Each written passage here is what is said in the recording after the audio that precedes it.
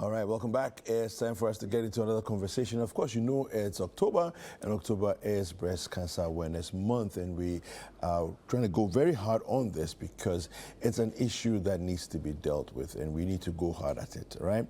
And so one of the things we want to look at is the conversation about diet and how diet impacts your chances as far as breast cancer getting it is concerned, and also preventing it is concerned. I've been joined in the studio by Sarah Salome Kylie Okai. She's a registered dietitian, and she's going to help us to get right into this conversation. Sarah, good morning. How are you? Good morning. I'm good. How are you? I'm very well, thank you. Welcome. Beautiful. Welcome once again, Breakfast Daily. Yeah. Right, so let's get right into it. Talk to us about the relationship between diet and breast cancer. Okay, so first off, we'd had to start understanding what breast cancer is, right? So breast cancer is a type of cancer that, like, when the cancer cells grow in the tissues of the breast. Yes. Okay, and we have like some causes. Studies show that normally your cells, when the cells are damaged, when there's a damage in cell DNA, it causes breast cancer. Okay. Now, why are we talking about diet and breast cancer? We are talking about it because there are some things there are some lifestyle habits that may reduce your risk of developing breast cancer. Okay. So it's very important that you know what you eat and what to do to prevent the breast cancer. I see. Yeah. And in talking about breast cancer, you need to know that there are some things that makes you at risk, or gives you a higher risk of developing the breast cancer. Yeah. So one thing is your gender, right? So women and men both can have breast cancer. Okay. That is something we have to understand, because we all have tissues in our breasts. The only reason that we hear of women having breast cancer more is because we have more breast tissues as compared to men. Okay. Okay. So aside your gender, we have your age. Studies show that as you are growing, you are likely to have breast cancer. Okay.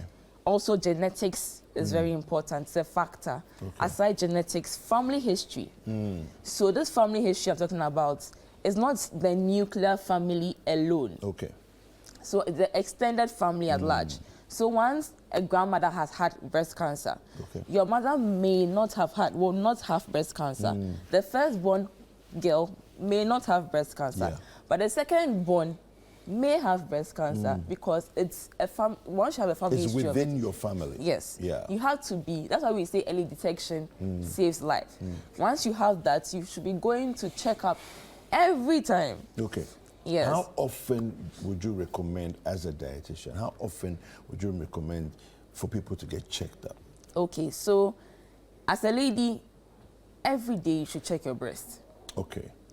Once you step in the shower, You should check. you should check. Early detection matters. When you feel any change in your breast, like when you feel there's this weird, you know your body. There's this weird feeling. Or you should know your body. You should. Yeah. I mean, living in your body for a long time should allow you know a lot about yourself. Yeah. Exactly. So when you feel that your nipple has changed, inverted, when you are seeing that there are some dimples on your breast, when you are seeing that your nipple is leaking, yes, when you are seeing that it has changed color, the texture has changed, it should be alarming to you. You should go and see the doctor. Okay. And there are like tests you can do at home yourself. Okay. Oh, I see. Oh yes, you can test it yourself. When you are in your house, what you can do is you can stand, raise your hands over your head, and then start from the armpits, not just the breast. Start from the armpits downwards in a circular motion. Okay. That could help us. That would help you see. And if you see any lump, you feel any lump inside there, you should be concerned. Yeah, you should be concerned. And aside that, you can lie down, put your hands behind your head, and then check from the armpit area, the same circular motion like that. Yes.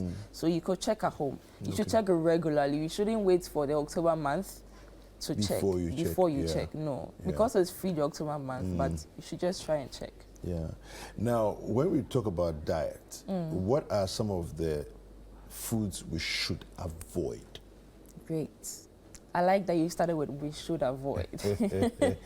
Because honestly, our diet is becoming rather more like we do not care about what we eat, and because of our busy schedule, we just rush out and just take anything we want to take. But you need to try and avoid fast foods, junk. It's very important. Fried foods, too much saturated fat and trans fats. Fried foods you need to avoid. Added sugars, refined carbohydrates. But you're mentioning all the nice things. But the nice things, you see, I always say that is not the nice things. The nice things are in a healthy way. It's not all the nice things. Added sugar. Okay. Okay. When you take in a lot of added sugars, you're going to gain weight. Yeah. And that is going to put you at a risk of having breast cancer. Okay. So you need to watch it. The fact that it's nice doesn't mean you should let it kill you. You shouldn't. No, I like that. The fact that it's nice doesn't mean you should let it kill you. Yes. Important. And enjoy your life, but yeah. know what to do right. So foods with heavy fats. Yes. Sugars, yes. extra sugars. Excess sugars, refined carbohydrates, Okay. too much processed foods. And when you are not physically active, it's very important. You need to. And there's some foods that you can eat. So to reduce your risk of breast cancer. So we are looking at, we have some foods called cruciferous vegetables. Okay. Yeah, so these foods, like lettuce, cabbages, broccoli, okay, cauliflower. Okay. Yes, those are under cruciferous vegetables. And these vegetables contain anti-cancer properties. Okay. Yes, so they are helpful. Not that when you eat it, you're going to prevent it. No. Yeah. It may help reduce the risk of having breast cancer. They have some compounds called glucosinolates. And those compounds are what help reduce the cancer. Causing. Aside that, we have allium vegetables. That is the garlic, onion, shallots, leeks. Okay. Those are vegetables that also have anti-cancer properties. Okay. We have your leafy greens, also have anti-cancer properties. Aside the anti-cancer properties, they have anti-inflammatory, antibacterial, antioxidants. They all help your system in reducing these cancer diseases or illnesses we have. Yes, because now they are very rampant, and they have a lot of cancer cases now coming out. Aside the galamsey, cabin E. Yeah, and we also have cancer to deal with. Now, just sort of give us a picture of how bad it is when we say there's a lot of cancer today. Is it not because of greater awareness that people are reporting it more, or is there a real rise and a problematic rise in the cancer number? There is a real rise in cancer cases now. We have, people are very ignorant of what cancer is, the stigma. Okay, so I know someone that had breast cancer, couldn't tell the family members. Wow. So she literally died after. She could not tell her family members that it was just when it was late that she told the family members. So at that time it was too late. But I don't get it. I mean, what is it about cancer that you're afraid to say it? The stigma. What's the, okay, help me understand. What is it that makes people feel embarrassed about saying that I have cancer? Listen, you are very healthy looking. You are fine, fat and all that. Okay. Once you get cancer, you go through the chemo, radio, begin to lose weight. You don't look pleasing as you used to. Yeah. So with that, I'm like, let me just sit back. Let's both just think I'm losing weight. But you are dying inside. Wow. Yeah, and more like people, there's some people that think cancer, when I sit by you, I may get cancer. Some people think that. Oh, people think it's contagious. Yeah, people think it's contagious. Wow. Okay. So, like, those are things, and someone will say beye, witchcraft, and all that. So there's a lot of attribution to what it is that is cancer. So there needs to be a lot of awareness. It's not. I don't think we should limit the breast cancer awareness to only October. I think at least every month we should educate people on breast cancer and the other cancers, because it's not only breast cancer. Cancer is can have cancer of your blood, and it's saddens me when you visit Kolebu, the children's units, the cancer units. You're like, the number of kids that have cancer now. And as such, you think that, it's because normally we used to see when adults are grown. Yeah. But now it's more like our kids are having cancer, and yeah. it's something we need to talk to people Yeah, about. yeah. Don't be scared. People come out of cancer. Yeah. People survive. Yeah. They survive, come out very well. Just eat well. Yeah. Exercise. Forget all these goodies. The smoking.